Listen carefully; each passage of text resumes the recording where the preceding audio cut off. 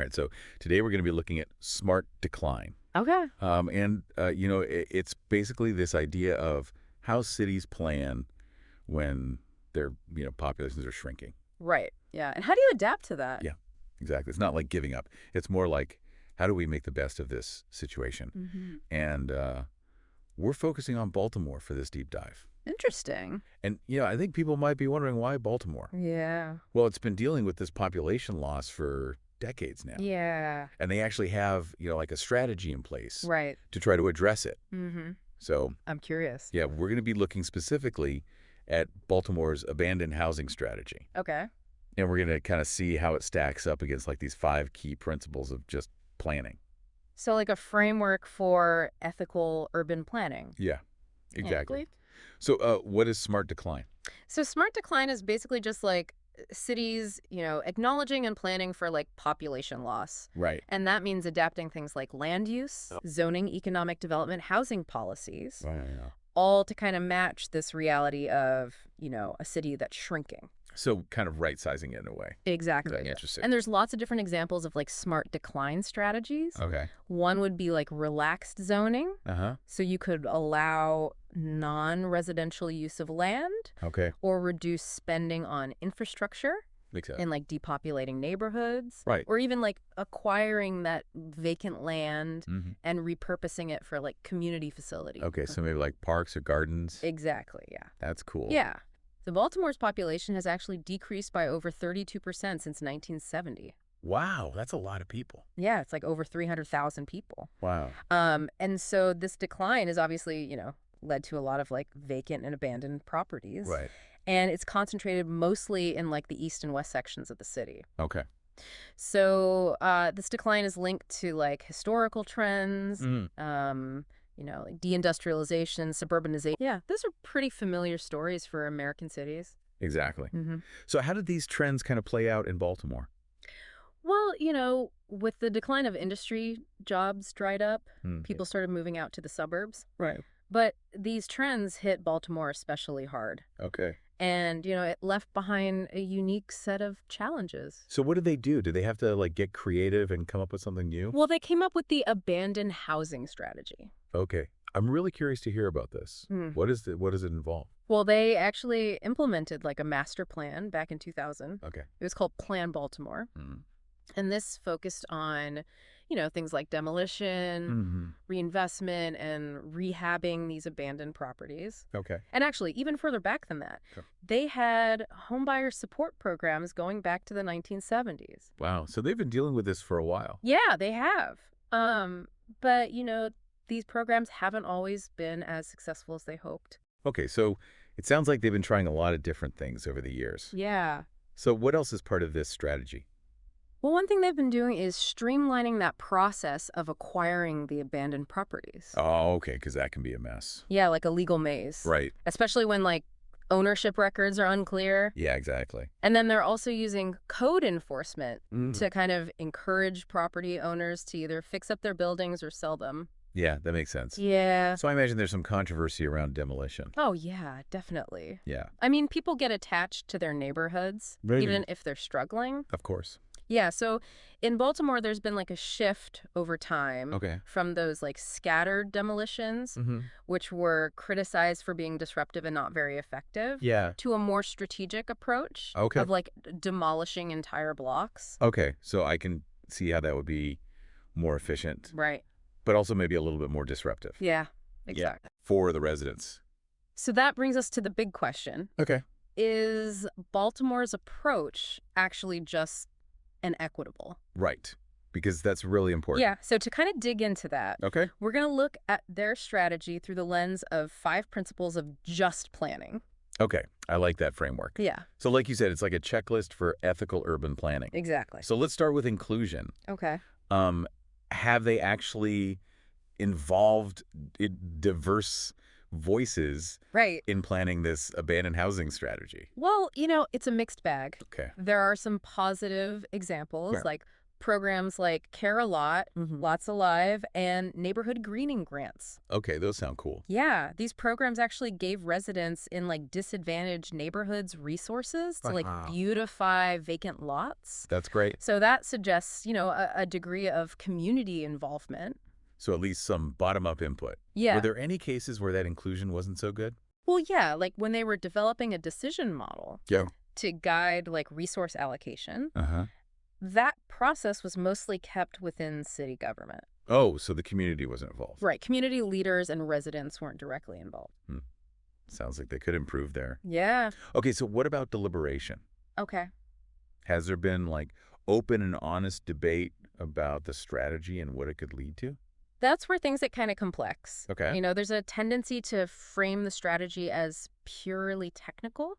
So you downplay the political aspects. Okay. And any like differing viewpoints. So not a lot of room for disagreement. Not always, unfortunately. Okay. And, while the city has tried to involve different agencies, that community engagement is often just like sharing information. Okay. Not really like a back and forth dialogue. Right. So our source material actually mentions this project called the East Baltimore Development, Inc. Okay. Or EBD. And apparently over 700 families were relocated. Yeah, it sounds really disruptive. It does. Did they have any say in what happened? Well, the EBDI project, which was actually linked to Johns Hopkins University, is a prime example of where that deliberation seems to have been lacking. Okay. And, while the city maintains that relocation was always voluntary, the sheer scale of this project, relocating all these families. And mostly black families too, right? Yeah, predominantly black families. Okay. And they were making way for this redevelopment, so it really raised concerns about the lack of genuine community input. Right, and the potential for displacement. Exactly. Yeah, that's a serious issue, especially in a city with a history like Baltimore's.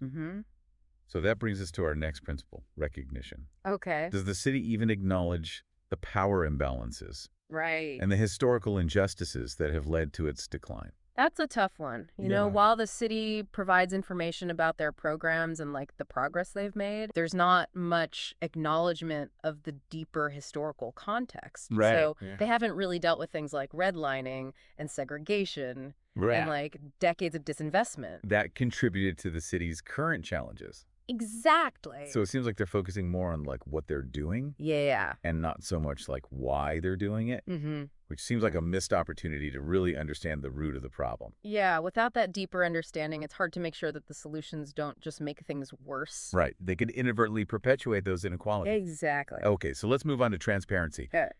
Is Baltimore being clear about how they're making decisions? Okay. And like the reasoning behind their choices? Well, here they actually have some strengths. Okay, that's good. They are using data from various sources. Okay, what? Census data, city records, even insights from community liaisons. Oh, cool. Who work directly with residents in East and West Baltimore. Right. They're also willing to experiment with new approaches. Like that decision model that we talked about. Exactly. So points for using data and trying new things. Right. But are there any concerns about transparency? Well, even some city officials have admitted that the decisions about demolition and resource allocation weren't always clear-cut. Okay. There wasn't always like a transparent set of goals and criteria driving those choices. Which makes it really hard to tell if it's fair or effective. Exactly. If you don't know what you're aiming for, it's hard to measure progress. That makes sense. Yeah. Okay, so last one, scale appropriateness. Okay.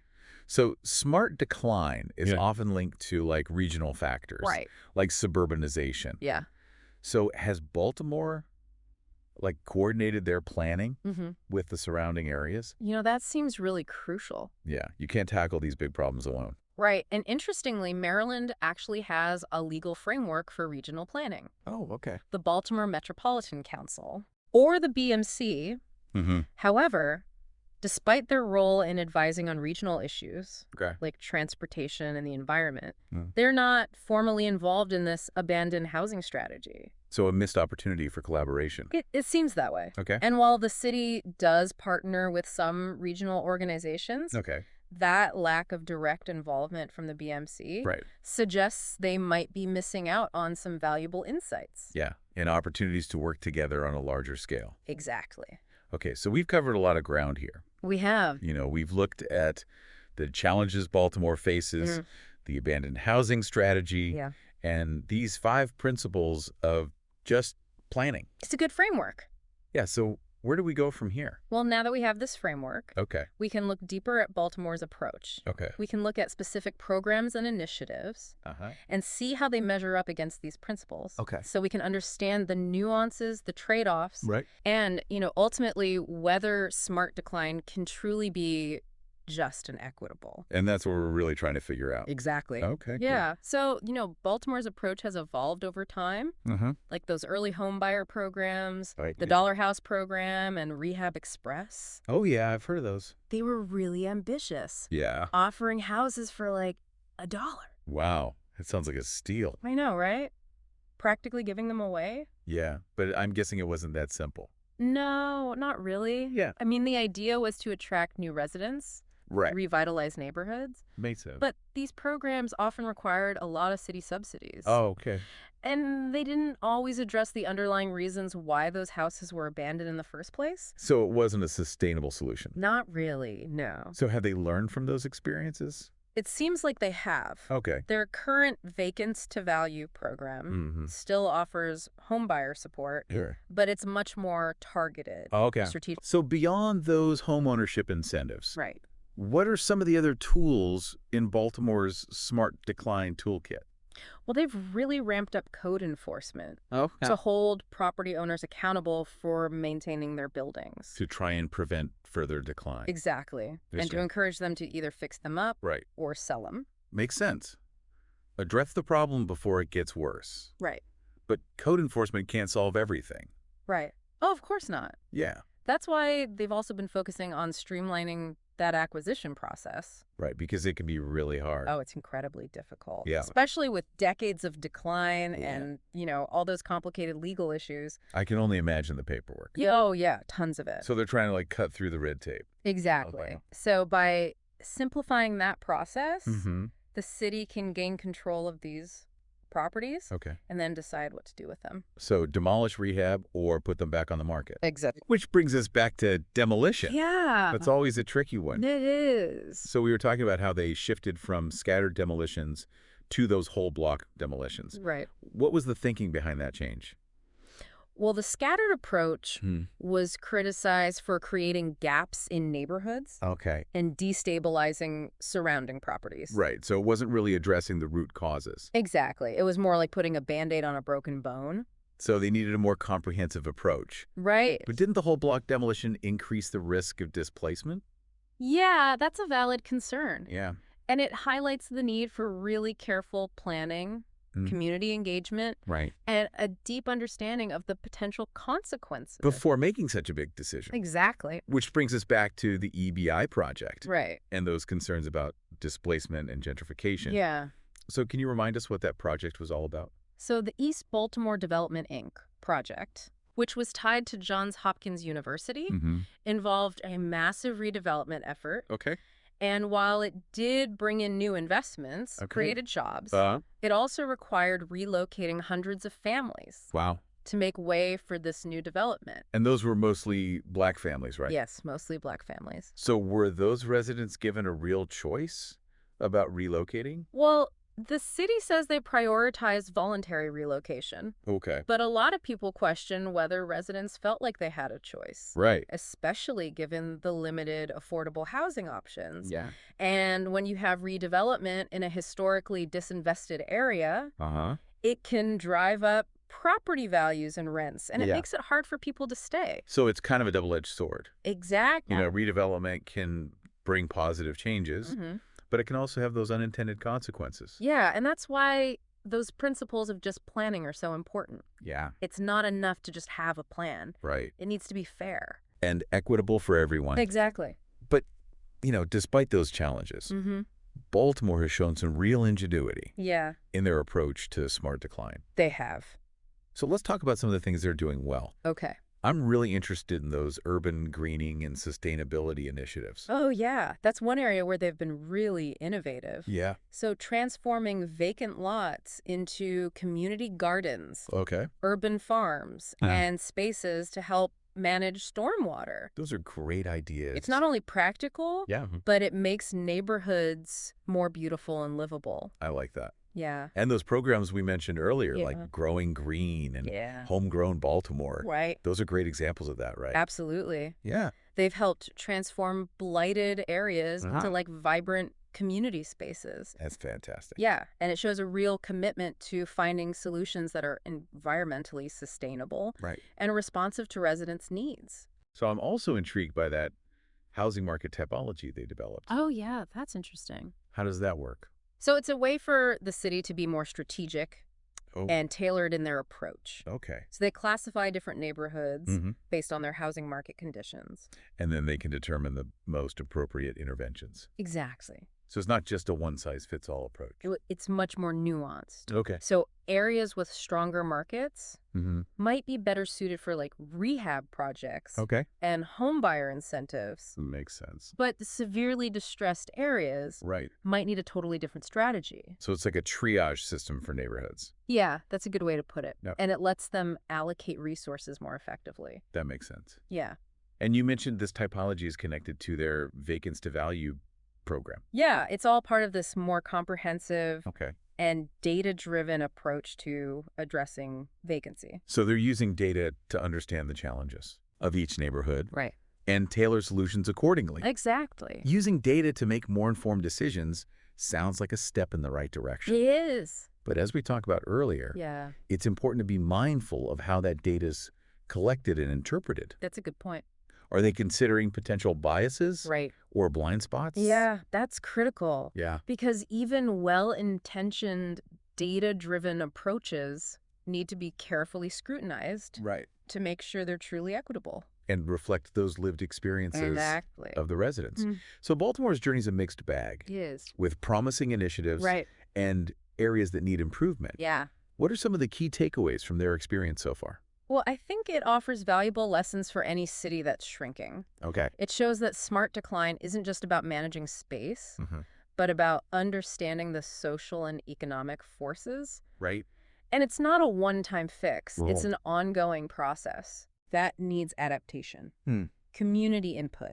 And a willingness to learn from mistakes. Exactly. So what does this mean for our listeners? Okay. Even if they don't live in a shrinking city. Right. Are there lessons to be learned from Baltimore? Absolutely. Okay. Whether your city's shrinking, growing, or staying about the same. Okay. Those principles of just planning are relevant. That's a good point. Yeah, it prompts us to ask, how are decisions being made about our communities? Who has a voice? And are those decisions creating a just and equitable future? For everyone. That's a good question. Yeah. Those are questions we should all be asking. We should. Yeah, Baltimore's story is a reminder that even when things are declining, we have a choice. We do. And how we shape our cities. Yeah. And create a future that works for all residents. Exactly. Okay, so we've talked about these 5 principles of just planning. Yeah. Inclusion, deliberation, recognition, transparency, and scale appropriateness. It's a lot. It is, but I think it's helpful to break them down a bit further. Okay. So what does inclusion actually look like in a city that's trying to do this smart decline thing? Well, it's about moving beyond those like traditional ways of engaging with the community. Right. So it's not enough to just hold few public meetings or post some information online. Yeah.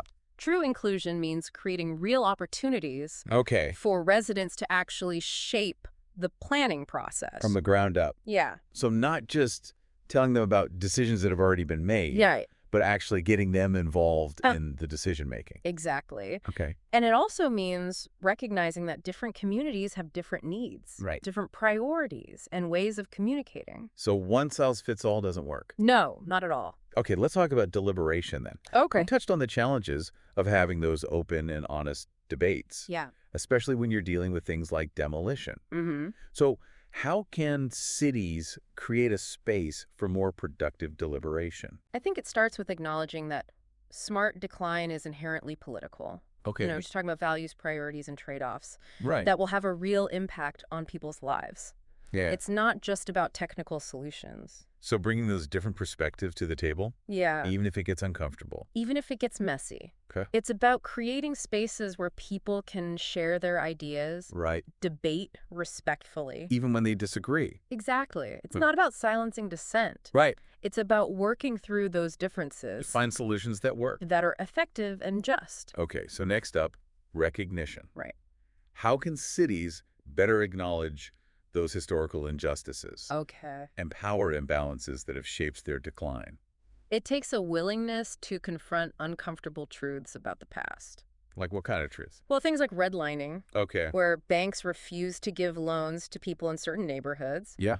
Often based on race. And that has had a lasting impact on so many cities. Including Baltimore. Exactly. So not shying away from that history, but using it to understand the present and make better decisions for the future. Exactly. It also means understanding how those patterns continue to shape things today. Right. And making sure that smart decline doesn't make things worse. Okay. Transparency seems pretty straightforward. Yeah. Just be open about how you're making decisions, right? It's more than just sharing information. Okay. It's about explaining the reasoning behind those decisions. Okay. Making data accessible and being accountable to the community. So show your work, not just the final answer. Exactly. Right. And that builds trust, Right. which is so essential. Makes sense. And finally, we have scale appropriateness. Okay. The last one.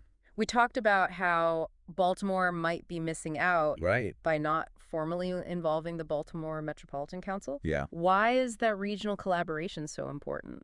Well, it seems obvious that a city can't solve these problems alone. Right. Decline is often linked to these bigger regional trends. You're right. Decline doesn't happen in a vacuum. Right. It's connected to things like suburbanization, Job losses. changing demographics. So breaking down those silos between cities and suburbs. Right. And working together on a regional scale. Exactly. So what would that look like in practice? It could involve things like regional land use planning, Okay. transportation coordination, Mm-hmm. even sharing resources across those municipal boundaries. Okay. The key is to recognize that these issues are bigger than just one city. Right. They need a collaborative approach. So circling back to Baltimore, Okay. can they actually apply these just planning principles? To their abandoned housing strategy. Yeah. Well, they've already taken some positive steps. Okay, like what? Their focus on urban greening, Uh-huh. the housing market typology, Right. and their efforts to streamline property acquisition. Those all show a willingness to be innovative and strategic.